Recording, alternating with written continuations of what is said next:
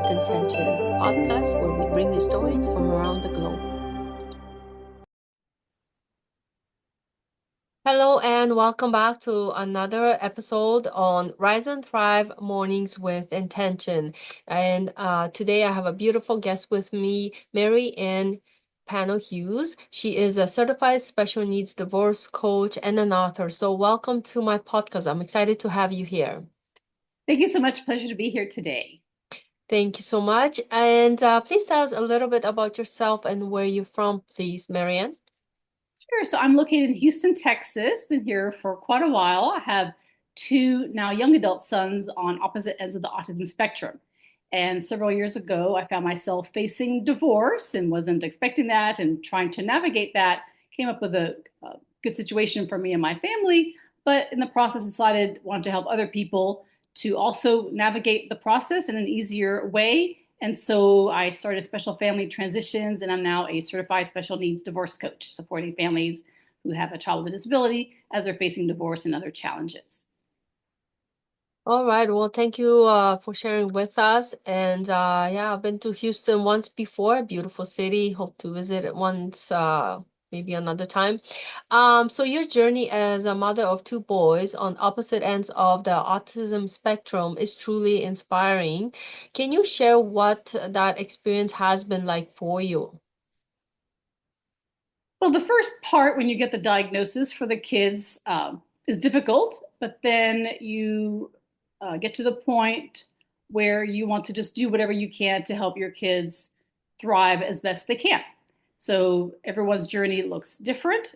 People reach different milestones and different abilities at different times. And so it's really important to accept each child for who they are and have them be the best that they can be. But it requires a lot of support and advocacy in terms of a parent role and being involved. And so I pride myself on doing the best I can for my kids. That's my focus from when they were young to now current day. Today, even my older son who's in college, I had to help him with some things. So the job never ends. And so, so grew up and my kids, we were together in the household with their dad for 20 years until we weren't. And so I had to then navigate the process of divorce and help my kids through that. And so that's what led me in my passion to help others so that other kids, whether they're on the spectrum or other special needs or disabilities, can manage and know how to navigate that, not just from the parents' perspective, but also how to help the kids through that. Of course. So going through a divorce is difficult for anyone. I've been through one myself as well. Unfortunately, things happen sometimes, right? But navigating is it as a parent of special needs children adds another layer of, I would say, complexity. What are some of the biggest challenges you have faced? Would you care to share with us, please? Sure. So what kind of kept me up at night when I was first going through it is what's going to happen to my kids? How are we going to survive? I had worked before having kids, but I had been a stay-home mom for about 20 years.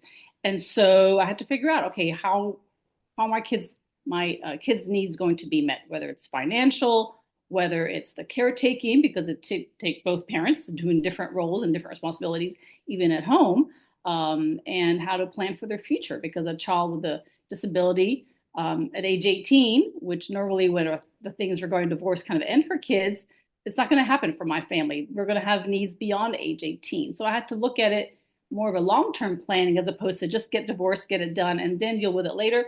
My approach, coming from my business background, was kind of looking at it as a business plan, as a project, like, okay, what do I need to do and think about as part of this process so that later down the road, things will be easier for us and everybody's needs will be hopefully more assured and comfortable for their life going forward. Awesome. Well, thank you for sharing that. So you are also an author now, in the co-author in The Other Side of Divorce. Your chapter is called Rise, Lessons in Divorce from a Mom of Children with Special Needs. Can you share the key lessons you want your readers to take away from reading your chapter? Sure. So when I was thinking about what my biggest lessons were in divorce and what I want to teach to people and help people understand so that they can have a successful process as well, is I came up with the acronym RISE, which stands for different things to do and think about as part of the process. So, for instance, R stands for many things, but one of those is to remember who you are. Like I mentioned, I had experience in the past. I was a successful business person before having kids, and so sometimes when you're been married for a long time, if you're a caregiver for kids, kind of you forget kind of what brought you to this point and who you were before that, besides just being a mom and a wife, and of course doing important things day to day. But I had to kind of go back and remember kind of what used to drive me, that I can get through this process, that I have the skills and the intelligence and abilities and resources around me that I can find to help me get through it. So that's just one example. And then I, for example, can be many things, but one of it is to investigate what your child's going to need and how much it's going to cost and the duration of that, for instance. So that way you can have really good discussions as part of the divorce process, either with your soon to be ex or with your legal team, or hopefully both, and experts as well. And then S, for example, is special needs considerations, because there's things in divorce, as you mentioned, with a child with a disability, that are going to be different and more complex, that people may not be aware of, that they have to consider as part of the process. Some lawyers are not really familiar with it if they don't have a lot of experience there.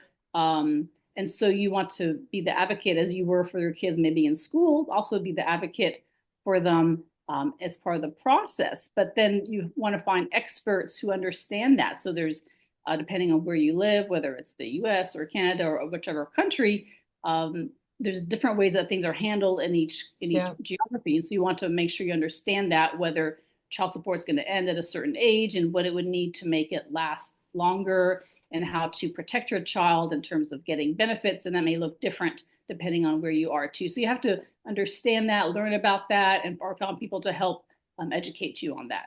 Yeah. Uh, Definitely. It goes sometimes much deeper than we think, until you open that can of worms, as they say. It's like, oh, there's this and that I have to deal with. So it's very good awareness to have when you have to go through challenging times like that. So yeah, definitely something to think about. So, what truly inspired you? Yeah, I mean, you're a coach now and everything, but what was the initial inspiration that took you to write your story, co-author in this book, and how do you hope it will impact other parents going through a similar journey? Yeah, so when I first started my process, I tried to do it alone. I didn't know there was help. I tried to find help, but honestly, I couldn't find people who could relate or understand or had that knowledge. And so, as I became more of an expert, I decided, well, it's kind of silly for me to keep this all to myself, but have other people recreate the wheel every time this happens. The incidence of divorce among families that have a child with special needs is very high. And so, I want to provide support and help and hope for these families, to know that they're not alone. There are people who have been there and can help guide the way or provide information and support as they go through the process. Because divorce in itself can be difficult enough with all the emotion.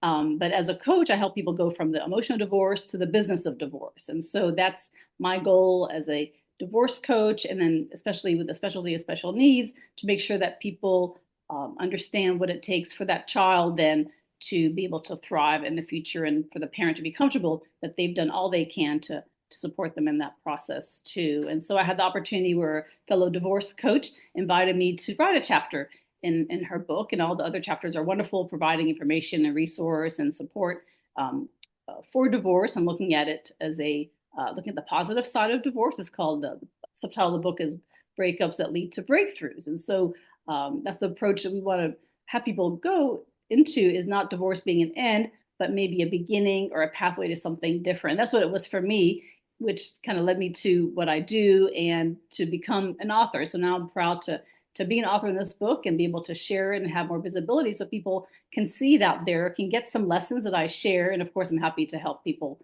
beyond that as well. Awesome. Thank you so much for sharing.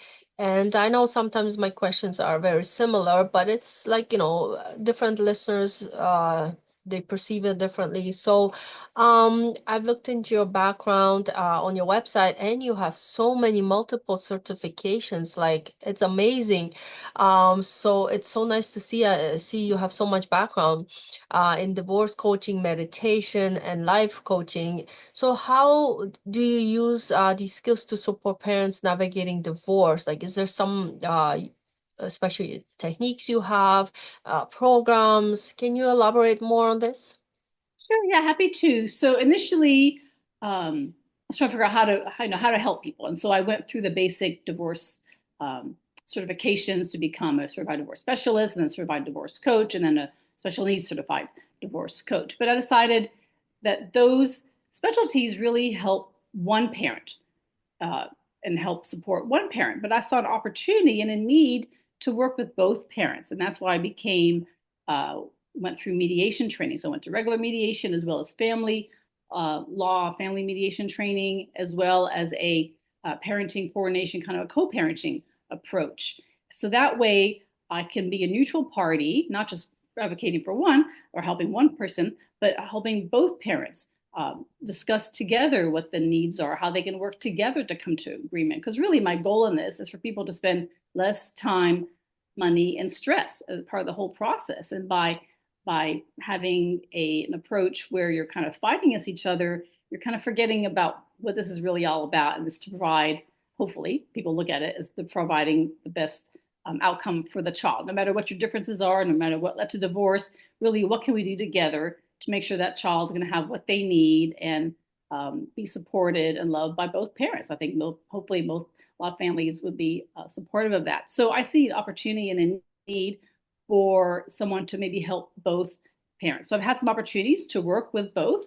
Granted, that part of my practice is still new, but that is something I'd like to do and offer to people is that even before you go out to lawyers, or even if you're going to go through other mediators or other uh, forms of divorce in your process, take time to understand, what's driving the other party. Can you have discussions together about maybe how do you break the news to the kids? I've had discussions about that with some couples about how can we together tell a child and support them so that it's less anxiety for them as part of the process and in the future. And so I had to deal with it myself. So I've got some tips as well as learning from other professionals and experts out there. And I think that if you set the right tone and the right way to begin a divorce, hopefully it can get through in a much better fashion with less stress and strife for everybody involved. Yeah, definitely. So what would you say are some of the common mistakes you see when people are getting divorced with special needs children, and maybe how can we avoid them? Anything that jumps out? Yeah, so I see a lot of people just trying to rush and get it done. And so the best advice that was given to me was take your time. You're in maybe an emotional state, kind of work through your emotions first before you make any decisions. So whether you're working with a lawyer or trying to make agreements in other ways, kind of think about it as a business decision as opposed to just wanting to get done or looking at it as taking revenge or hurting the other party or not thinking that you have a voice in this because you do. A lot of people think that their attorney is going to handle everything for them, but really you're the one that sets the tone for the divorce and how do you like it to go. And so yeah, so know that you're important as part of the process and that your voice matters and that you're there as your child's voice as well, depending on how the other party and situation is playing out. Yes, because definitely there's unique cases. Not every divorce is the same. So now moving into the little bit about financial and legal considerations. I know we touched a little bit on it already, but many parents of special need children worry about financial stability post-divorce. What are some key financial planning steps they should maybe take? Right. So that's kind of the I mentioned in the rise framework is we want to look at what is it going to cost in the future to support this child, and where is this money going to come from? So is it going to come from child support? Is it going to come from some other instruments like maybe spousal support or maybe some trusts that are in place or life insurance policy if something happens to one of the parents or both parents, how is that child going to have what they need to survive. And so there's government benefits, and those are going to be different in each country and the way each state handles them as well. And so you have to understand the rules behind that. So, for instance, in the US, and I'll speak to that because that's my experience, is you can only have a certain amount of money in that child's name. And if you have more than that, they won't qualify or get disqualified from getting government benefits. So you have to be really careful to understand that. So work with financial people, work with estate planning people who can set up things in the right way as part of the divorce process and part of the long-term planning, so that later you're not surprised to say, no, you can't get support, you can't get benefits because you didn't do this correctly as part of the divorce in the first place. So not to say you can't modify, fix that later, but it's much easier to get it right the first time as part of the process. Mhm. So empowerment and moving forward, what advice would you give to moms who feel overwhelmed and unsure of how to advocate for themselves and their children or child during a divorce? Yeah, so like you said, you don't can't think of everything all at one time as part of the divorce and not know what to ask for, or not know what to think about. And that's why it's important to work with a team of experts, whether it's a special needs divorce coach, whether it's an attorney who understands that, or there's special financial planners who have experience with special needs as well, and to work with people who understand, who can maybe give you some information about these are the things you need to think about and discuss as part of your divorce, because there's things when your child is young, you want to have things in place, for instance, a parenting plan that's flexible enough to meet the needs. So it may not be a cookie cutter approach that works for other families, but maybe yours is a little bit different. And so, no, that's okay. You don't have to have exactly the same as maybe somebody with a different situation that maybe has neurotypical kids. Um, and yeah, and so all these parties, can work together and do your research and reach out and listen to, things like this to provide information, but definitely seek out support to get through it and know that you've done your homework so that you can do the best job you can. So, for instance, in school, as I mentioned, we advocate for our kids in school all the time. Well, this is no different. We're there as our child's representative who maybe can't express what they need, or, planning for their future. What can we do to make sure that their life is going to be as smooth as possible? They're not going to run into roadblocks in the future. And granted, it is hard to figure all those things out, but there's resources there to help. That's awesome. Thank you so much for sharing that, because I know some people feel like there's nowhere to go, nobody to talk to, but I believe now, especially now more than ever, we have more than enough resources around us.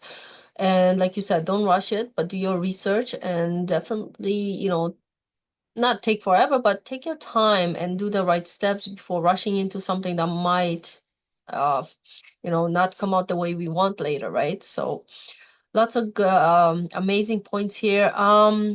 You have rebuilt your life post-divorce and now empowering others and helping others.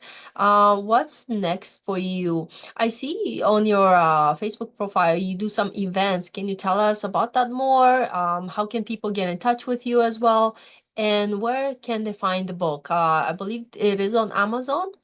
It is on Amazon, and they can go Okay. to Amazon.com. They can also go to actiontakerspublishing.com and find it, and they'll get some author bonuses there as well. But yeah, so I see my mission as greater than just divorce. So I'm there in the community. I was just at a resource fair yesterday, and I'll be at one next week, where I'm sharing information with families about not just what I do, but also about other things. For instance, my children, as I mentioned, are different places in their lives in different phases. And so several years ago, as part of the divorce, I had to plan not just a divorce, but also think about what's going to happen to them as into adulthood. And so part of that was looking at programs that would be appropriate after high school. So I put together some videos with people in charge of some programs for universities that have supports for young adults with learning differences, for instance. So I have a playlist of that, and I'm And where growing is that. that? Where can we find that? Sorry. Yeah, so all my social media and all my things are under Special Family Transitions. So Okay. whether it's YouTube, Instagram, Facebook, Special Family Transitions. Also, my personal Facebook is my author name, which is Mary Ann Hughes. So that's an easy way to find me there. But normally, sometimes you may just hear me go by Mary Ann Hughes, because it's just easier and faster to say. So either way, so kind of Google me both ways. But definitely, if you go to my website, which is also Special Family Transitions, there's a link to email me, and there's a link to my several of my social media as well. And so I have playlists, as you mentioned, on my YouTube on these programs, as well as different podcasts that I've done and different information that I share. So yeah, I'm there to provide information to families, know that they're not alone, whether it's divorce or other transition issues. I've done presentations in front of a university for special needs professionals, for diagnosticians, to kind of help them understand different phases of transition, not just divorce, but what happens at different phases and what happens when somebody goes from the high school to the adult world, because that is a big thing in a special needs child's life and journey. But it's also a big thing as part of divorce, and that's where it gets tricky because kind of tie it all together. So sometimes people, when their kids are young, just want the divorce and maybe either don't have the diagnosis at the time, or they're not sure how it's going to impact them in the future. So you can always go back and modify things. But if you already know that child has needs that are just not going to go away, whether it's intellectual or behavioral or physical challenges, then you want to incorporate that. A lot of states and countries have different ways to address that as part of the divorce process, where maybe you can get longer term supports and other things in place that will make your life and that of your child much easier in the future. So definitely you want to be aware of those things. Think about that as part of the divorce, as opposed to just say we'll deal with that later when they turn 18 or we know more. Sometimes there may be pushback, like you said, there may be some conflict, but know that it's an important thing to at least talk about and try to include as part of your divorce documents that your child does have a disability, and that way it'll be helpful for lots of different reasons in the future. Awesome. And of course, we will post the links in this video once it's released, so you'll be able to find all the information how to get in touch with Mary Ann.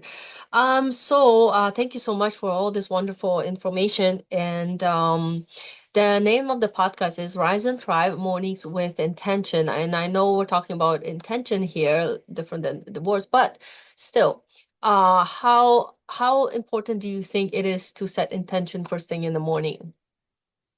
I think it's very important. Some people, whether they're in a divorce situation or just kind of overcome by all the responsibilities that they have, taking care of their child with additional needs, they may just go in dreading the day or anxious about what's going to happen that day or uncertainty about what's going to happen that day.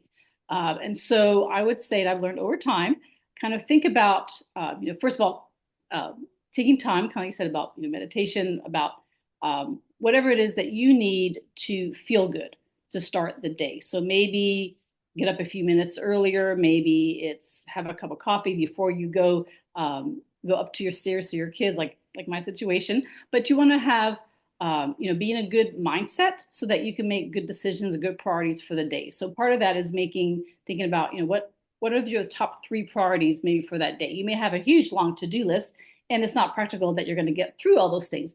But what is it that we have to do today that's going to move the needle, one for us, and what's important that our kids need to get done that day, and what's important maybe in your professional life or your divorce that you want to get done that day. So I would say if you have maybe one per category and feel like you've accomplished that, at least one of those, per category, then you've had a good day. And if you can get through more of the items on your list, great. If you can't, then it's okay. Then they weren't as urgent, and there's things that come up that we have to address, and give yourself grace for not maybe having the day go as you planned, but know that at least you've done something with intention that is productive and makes a difference, hopefully in a positive way in your life. Awesome. Well, thank you so much for sharing all your wonderful insights today. And thank you everyone else who was able to tune in and listen to our podcast. And thank you, Mary Ann, for being here. And thank you very much to our listeners. And I hope everybody has a beautiful day. Thank you so much. Thank you. You're welcome.